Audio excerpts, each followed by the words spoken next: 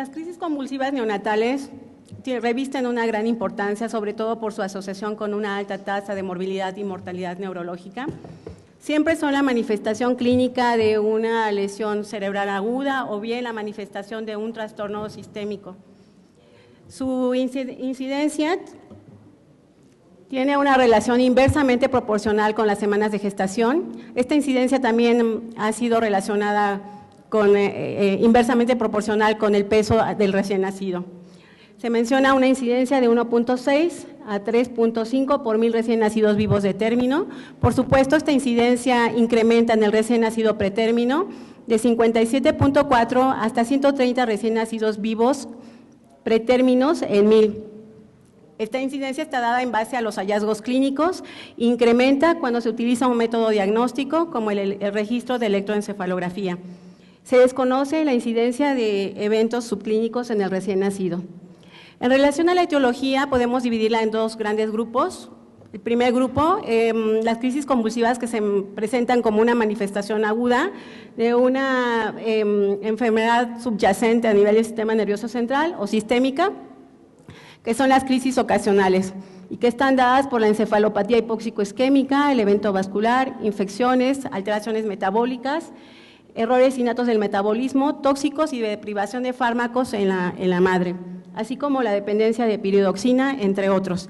El segundo grupo va a estar dado por las crisis convulsivas que se presentan en forma crónica y recurrente y que van a constituir la manifestación clínica de los síndromes epilépticos.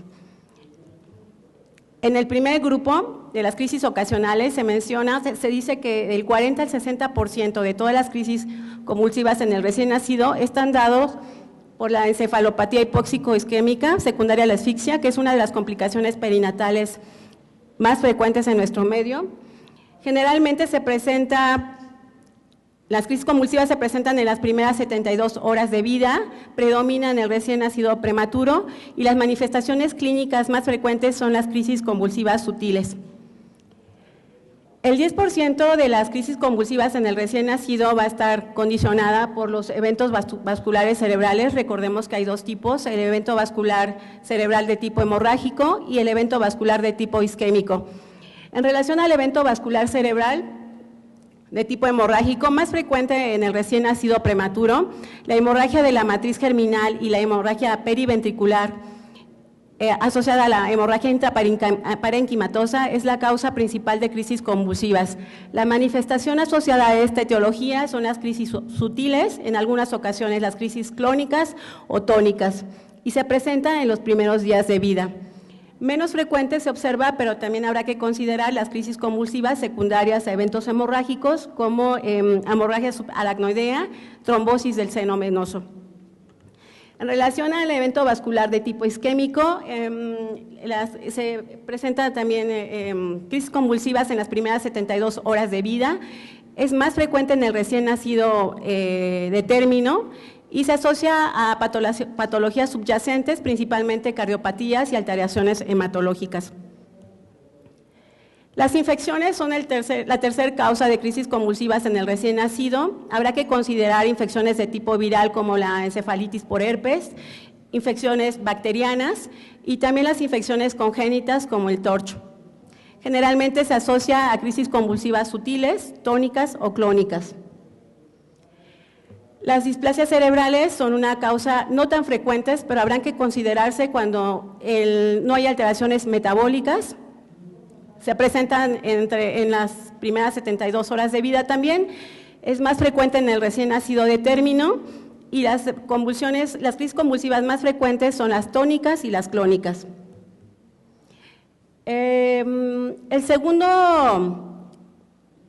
La tercera causa de alteraciones en la etiología de las crisis convulsivas se encuentran las alteraciones metabólicas de un 5 a un 6%, y aquí consideramos la hipoglucemia. La hipoglucemia en el recién nacido de término cuando es menor a 30 miligramos por decilitro, en el recién nacido pretérmino cuando esta es de menos de 20 miligramos por decilitro. La hipocalcemia es otra de las alteraciones metabólicas que condiciona crisis convulsivas, sobre todo cuando se presenta en la etapa temprana, entre el segundo y el tercer día, y cuando la concentración sérica de calcio se encuentra menor a 8 miligramos por decilitro. La hipomagnesemia, que puede ser con presentación aislada o asociada a la hipocalcemia, condiciona crisis convulsivas cuando la concentración sérica de magnesio se encuentra menor a 1 miliequivalente por litro. Y bueno, menos frecuente están los errores innatos del metabolismo. Podemos dividir en dos grupos las patologías en relación al tiempo de presentación. En la primera semana podemos sospechar de deficiencia de apiridoxina. Es un trastorno muy raro, pero se considera cuando las crisis convulsivas se tornan refractarias, no hay alteración estructural y tampoco hay alteración metabólica. En la primera semana habrá que considerar también el déficit de sulfito oxidasa y cofactor de molibdeno, trastornos peroxisomales, y en la segunda semana enfermedad de orina con olor a jarabe de arce, acidemias orgánicas, alteraciones del ciclo de la urea y gangliosidosis GM1. Cabe mencionar que además de la presentación de crisis convulsivas en el recién nacido que tiene errores innatos del metabolismo, encontraremos otras alteraciones clínicas. Este es un esquema que muestra la etiología de las crisis convulsivas neonatales en relación al tiempo de comienzo y frecuencia relativa.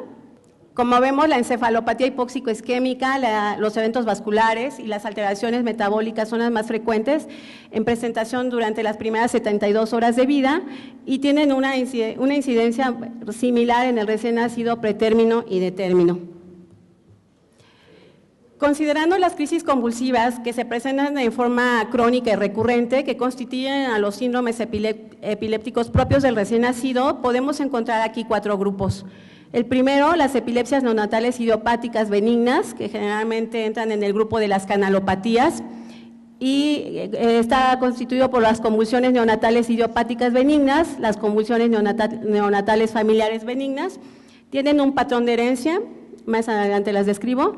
El segundo grupo, encefalopatías epilépticas del recién nacido, estas se caracterizan principalmente por una evolución catastrófica y se hace referencia a la encefalopatía mioclónica neonatal, que es Aicardi, la encefalopatía epiléptica temprana de Ohtahara y la encefalopatía epiléptica relacionada a los canales de potasio Q2.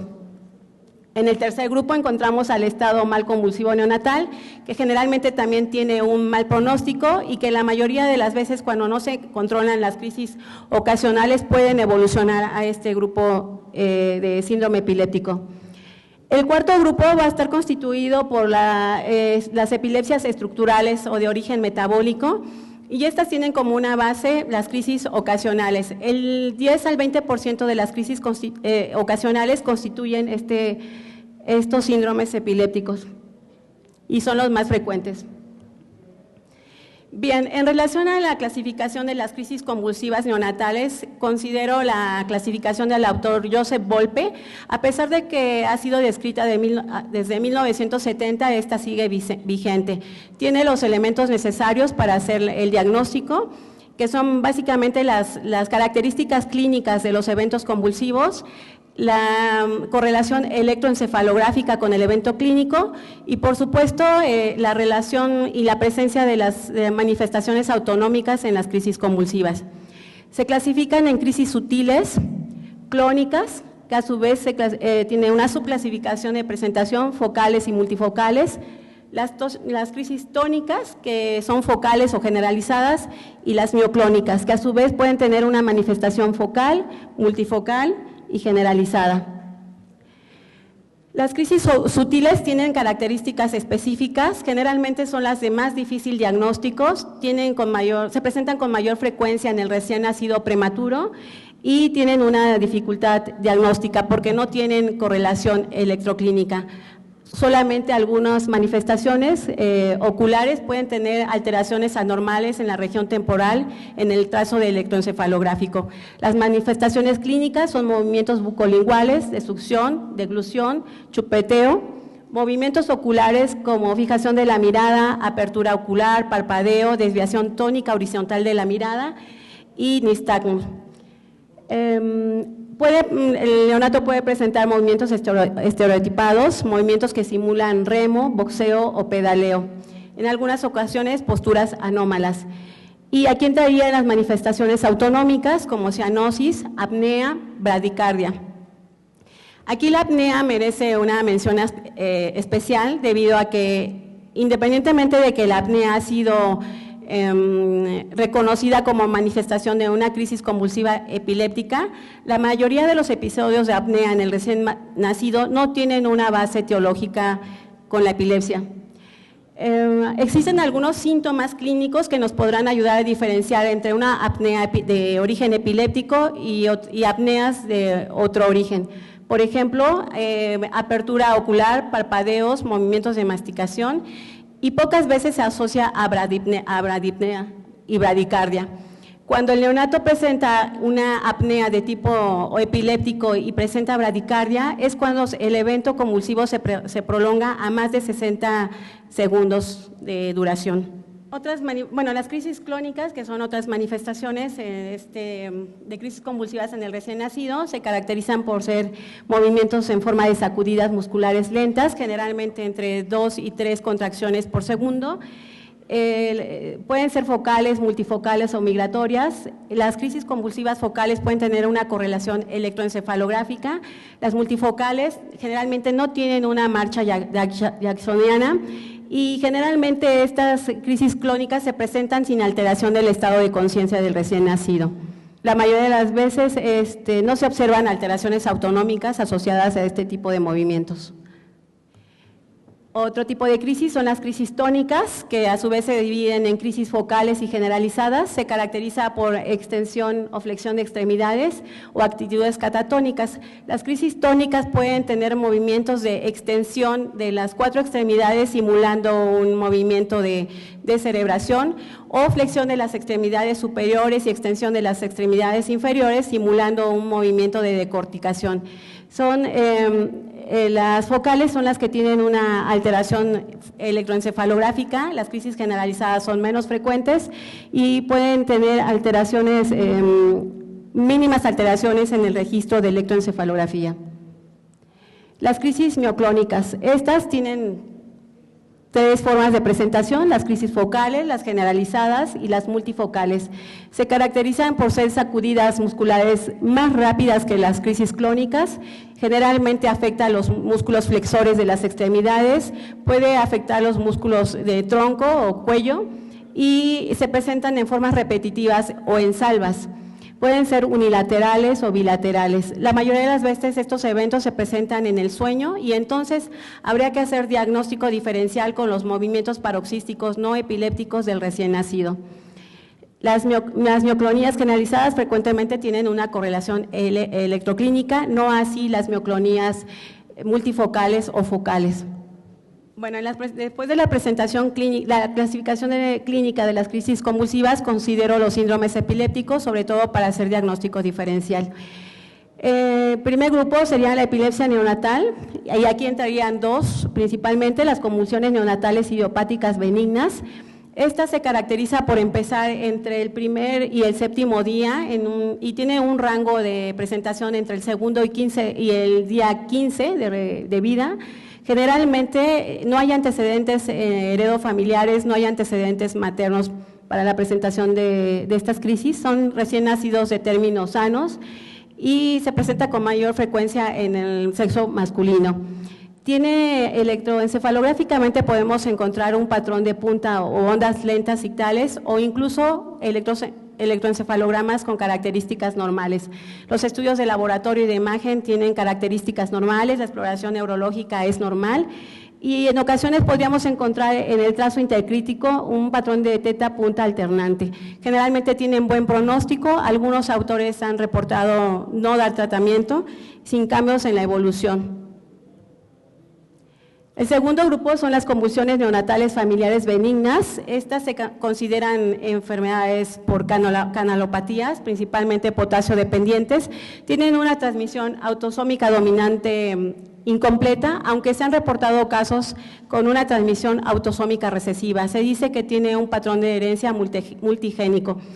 Tiene marcadores genéticos, se encuentra en el brazo corto del cromosoma 20 y en el brazo largo del cromosoma 20 y en el brazo largo del cromosoma 8. Predominan el sexo masculino. 80% de los pacientes presentan crisis entre el segundo y el tercer día, y son las denominadas crisis del 5.º día. La manifestación clínica son las crisis convulsivas clónicas, son de corta duración y generalmente puede tener asociación con síntomas autonómicos. El desarrollo neurológico es normal, responde a tratamientos con fenobarbital y fenitoína. Existe también un grupo de autores que reportan en la literatura que no tratamiento y tiene una buena evolución. Habría que tener vigilancia de estos pacientes, puesto que el 5% de todos los pacientes que tienen esta canalopatía presentan crisis febriles y el 11% puede presentar un tipo de epilepsia, especialmente epilepsia rolándica. En relación a las encefalopatías del recién nacido, que son las que tienen una evolución catastrófica, se mencionan dos. El síndrome de Ohtahara, que fue descrito por este autor en 1976, es una encefalopatía epiléptica infantil que se caracteriza principalmente por espasmos tónicos generalizados. Tiene una correlación electroencefalográfica con un patrón de brote-supresión, lo que corresponde a un mal pronóstico. Se asocia a retardo del desarrollo en forma severa, tiene una alta mortalidad. Los pacientes que sobreviven a esta encefalopatía viran o migran al síndrome de West. El otro grupo, la otra encefalopatía es encefalopatía mioclónica precoz de Aicardi, tiene un comienzo en el periodo perinatal, pero también puede empezar antes de los 3 meses de edad. Se caracteriza por crisis mioclónicas y espasmos tónicos. Tiene un patrón electroencefalográfico característico, que es el patrón de brote-supresión, el cual también se presenta en forma no ictal. Sí, aquí estamos. Es una encefalopatía severa, tiene una alta tasa de mortalidad, tiene una etiología no conocida, hasta el 60% de los casos no tiene una etiología bien conocida, puede asociarse a alteraciones metabólicas, disgenesia cerebral, encefalitis y generalmente pues es de mal pronóstico. Bien, en relación a la epileptogénesis, existen características anatómicas y fisiológicas bien definidas para saber por qué las crisis convulsivas son diferentes a las del niño mayor o a las del adulto. Principalmente en las anatómicas se menciona la arborización de axones y procesos dendríticos, son muy escasos, motivo por el cual el potencial de acción tiene poca propagación. La sinaptogénesis y la mielinización deficiente en sistema eferente corticales es otra de las causas por las cuales los potenciales de acción no van hacia toda la corteza. El sistema límbico y las conexiones diencefálicas están más desarrolladas que la organización cortical cerebral. Esta es una de las características que explica por qué las crisis convulsivas tienen manifestaciones sutiles. Con respecto a las características fisiológicas, se menciona que la relación de los neurotransmisores excitatorios es importante para determinar la capacidad de expresión de una descarga frontal dentro del foco epileptógeno. Las características que principalmente predominan en un cerebro inmaduro son la falla de la bomba sodio-potasio, que es insuficiente por la disminución de adenosín-trifosfato, el exceso de neurotransmisores y receptores excitatorios, la regulación entre neurotransmisores excitatorios e inhibitorios se compensa a partir del 3er mes de vida. Hay alteraciones de la permeabilidad del sodio en la membrana neuronal, lo que favorece el potencial de acción y la hiperexcitabilidad de la membrana neuronal. Hay un mayor nivel excitatorio en relación a los neurotransmisores y en esta etapa el sistema inhibitorio formado por el GABA actúa como excitatorio. Son las características principales del cerebro del recién nacido. Bueno. Tenemos algunas preguntas específicas de por qué, para hacer el diagnóstico, principalmente tenemos que preguntarnos si son movimientos estereotipados con claro inicio y un final bien determinado, sobre todo para hacer diagnóstico diferencial con los movimientos de tipo no epiléptico. Si existe algún factor desencadenante, esto en relación a la etiología, si tiene relación con la alimentación o patrón de sueño, sobre todo para los movimientos sutiles, y si pueden ser detenidas o modificadas con la postura. Existen reportes de Volpe y Mizrahi, de los autores Volpe y Mizrahi, en donde definen perfectamente las características clínicas de las crisis convulsivas y en relación para hacer diagnóstico diferencial con los movimientos paroxísticos no epilépticos.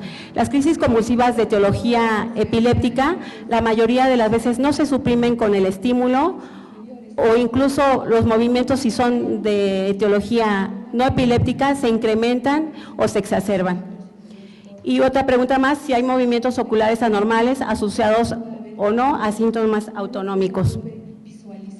El diagnóstico, a diferencia del diagnóstico clínico de las crisis convulsivas y de la epilepsia en el niño y en adulto, que se hace con características o con criterios clínicos, en el recién nacido, además de considerar las manifestaciones clínicas, tendríamos que apoyarnos con un estudio diagnóstico, de método diagnóstico, como es el registro de electroencefalograma, sobre todo para algunos tipos de crisis convulsivas. En la manifestación de la epilepsia y de las crisis convulsivas del recién nacido, tenemos que estas pueden ser crisis eléctricas, es decir, cuando se monitorizan los recién nacidos de alto riesgo, podemos encontrar descargas anormales de tipo epileptogénico sin que tenga manifestación clínica. También crisis electroclínicas, que son aquellos movimientos o aquellas manifestaciones clínicas que tienen una correlación o una descarga en el momento ictal. Y por supuesto las crisis clínicas en donde tiene la manifestación clínica pero no hay actividad en el registro de electroencefalografía. Estas últimas se explican porque la mayoría de las descargas anormales provienen del sistema límbico o de áreas diencefálicas. Por lo tanto, cuando vemos fenómenos oculares, clónico-tónicos, focales o mioclónicos generalizados, que tienen una alta correlación electroclínica, aun cuando no tengamos un registro de electroencefalograma podemos iniciar tratamiento, a diferencia de cuando vemos crisis sutiles, que generalmente son los movimientos oculares o manifestaciones autonómicas, es donde requerimos de apoyarnos de un trazo de registro de electroencefalograma o bien de un registro de videoelectroencefalograma prolongado, sobre todo en los niños que no se tienen ningún antecedente. Bien, en relación al tratamiento de las crisis convulsivas, este va a depender, por supuesto, de la identificación de los eventos clínicos. Está bien establecida la necesidad de la observación del evento clínico y tenemos que hacer la correlación con el registro electroencefalográfico. Cuando damos tratamiento, está bien clara en la fisiopatología que las crisis convulsivas conducen a una alteración en la función ventilatoria, la circulación y la alteración metabólica. Siempre va a haber necesidad de iniciar tratamiento. Debe orientarse a asegurar la adecuada ventilación y perfusión del recién nacido, corregir las alteraciones metabólicas e iniciar una terapia con fármacos antiepilépticos. En el tratamiento agudo, por supuesto, se considera la corrección de las alteraciones metabólicas como hipoglucemia, hiponatremia, hipocalcemia e hipomagnesemia. Y en relación a los tratamientos con fármacos antiepilépticos, se considera el uso de fenobarbital en primera línea, seguido de fenitoína, y podemos utilizar algunos otros fármacos, rápido, tengo 2 minutos, como las benzodiazepinas en la segunda línea, y otros fármacos incluyendo levetiracetam y topiramato, que son fármacos antiepilépticos de metabolismo lineal, así como la motrigina. Estos generalmente, cuando las crisis convulsivas no responden a tratamiento convencional con fenobarbital o con fenitoína. Otras alternativas podría ser carbamazepina, ácido valproico, clonazepam y primidona. Y bueno, cuando las crisis convulsivas evolucionan a un estado epiléptico, podemos hacer una supresión de la actividad eléctrica con fármacos como lidocaína, tiopental o paradil. Existen algunos fármacos que se están utilizando como terapia adjunta a los fármacos de primera línea, principalmente la bumetanida. La bumetanida es un antidiurético que actúa a nivel de los canales de sodio y potasio, principalmente cloro, y que tiene una actividad antiepiléptica bien reconocida. Solo se está utilizando como terapia adjunta. Otro fármaco de nueva generación es la retigabina, que también actúa a nivel de los canales iónicos y generalmente se está empleando para crisis de tipo clónico o tónico en el recién nacido.